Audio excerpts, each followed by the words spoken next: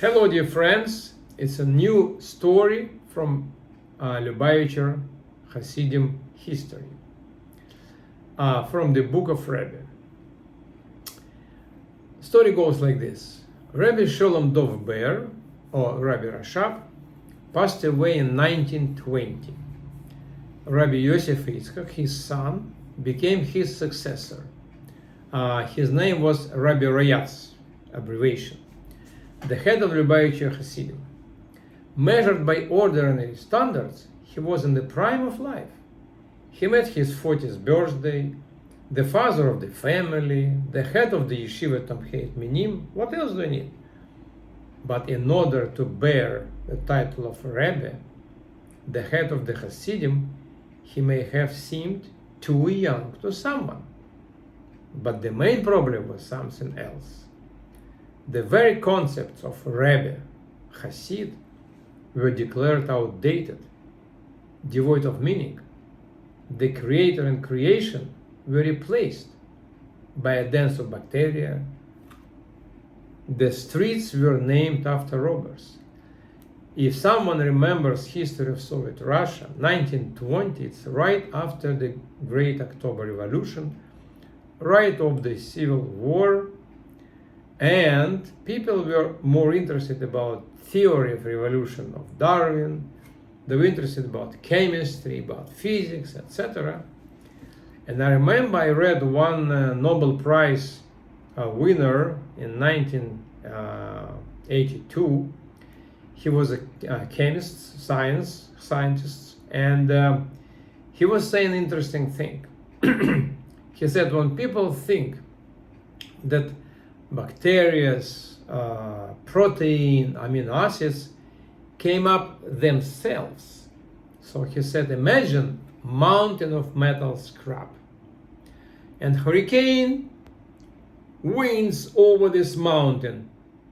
And out of this mountain, you can see, wow, Boeing 747 made by accidental hurricane.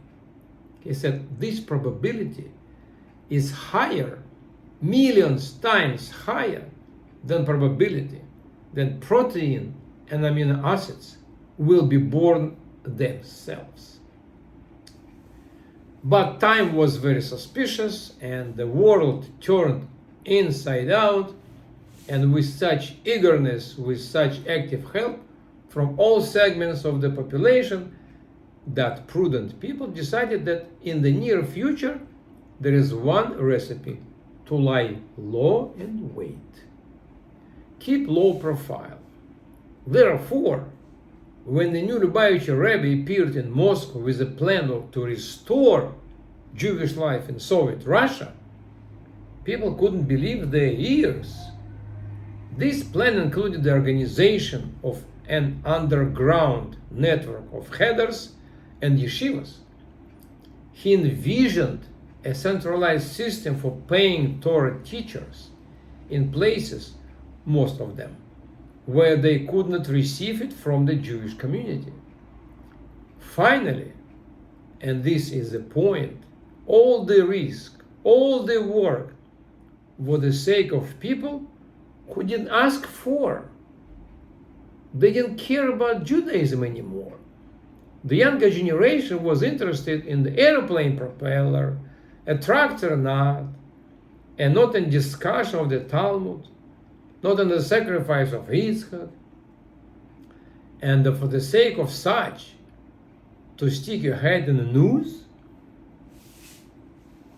trying to convince the Hasidic Rebbe, the prophet Amos was quoted to him, "The prudent is silent in such a year."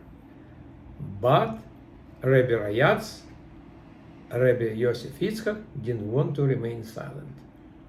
He understood that years could turn into decades, and then generation of non-Jewish Jews would be born, a people of the Torah without the Torah. Prudent people decided that there was something wrong with this young Rebbe. Maybe he is making plans to raise money, support his family. Rabbi Rayatz later wrote, when I think about that time now, and every time, I cannot help but cry. These words belong to a man who, while in a death row in a prison, refused to eat non-kosher food. He didn't cry then and there, but everybody has their own sore spot. Thank you very much, guys. I hope you love Hasidic story. Be well.